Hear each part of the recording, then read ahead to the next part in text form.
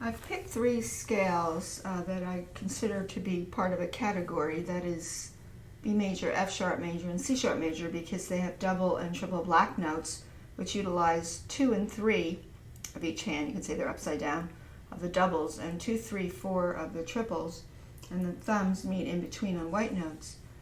Those scales again are at B, F sharp, and C sharp major, and they are unharmonics, which would be the flat equivalents. What I want to show today is the turnaround and the curve around of the scale so that you don't get a poke at the top, an angular poke here. Most students get very anxious in the last octave.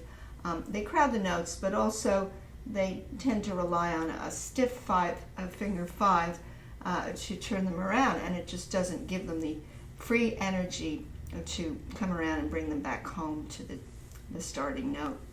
So I'm going to go slowly to this top note, and I'm going to show the curve around. It goes like this. You could say it's rotation when you go to the side a little and back. When you're going really fast, it's hard to see that. And I hope I don't get a delay with the motion and the sound like I did just a few minutes ago on the Mac, but hopefully everything will sink in, literally sink in. So if I did this B major scale slowly in 16th notes, let's say I went, this is slow 16ths. Down, around, and swing around.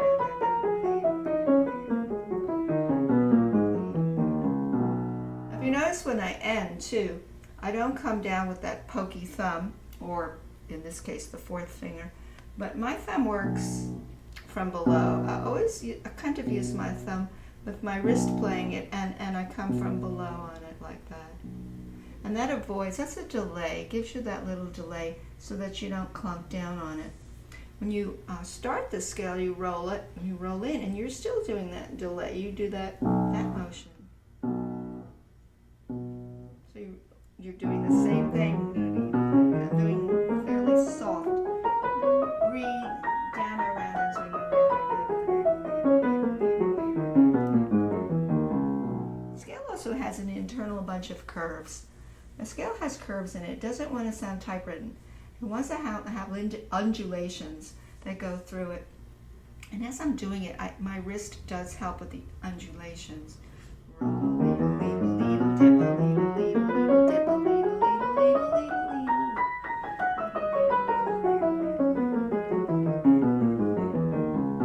always have this kind of thing going on, whether it be very, very, subtle and not too much like that.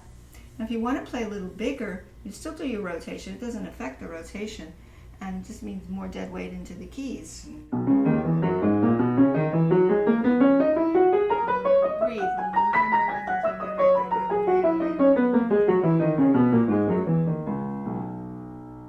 And when you do staccato, and I've said this over and again, you don't want to lose your connection. You just have this nice connection. So you're just thinking you're doing the same undulations with your arm. You're still doing the rotation at the top, but you're snipping the ends of your fingers. You're snipping it like somebody takes a little tiny scissors and snips across, and you're still shaping it nicely. Otherwise, it's going to sound, up and down. So you can transition from turn around and swing around. Breathe here.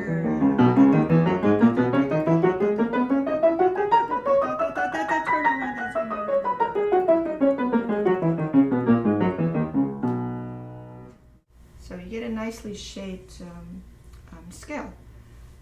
If you do any of these others that are the double and triple note scales, if you're ending on a black note, you're still going to have that turnaround, curve around. I'm going to do a triplet to that and see what happens. Actually, when I curve around on the black note, I do more of a forward motion, and let's see what happens. Let's say a triplet. Triplet, triplet, triplet, triplet, triplet, triplet, triplet, forward and around. I go forward and around. Triplet, triplet, triplet, triplet, triplet. Breathe a leaf forward and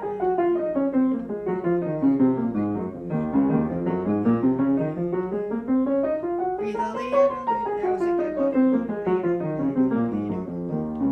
You always always know when you have a good one because it's not anticipated and it's like a honey dipped right on the mark tip of the scale. You just know when it zings in for you.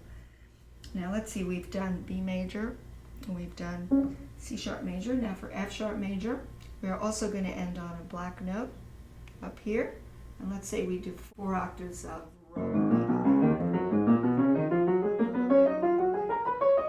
and around, forward and around. Forward and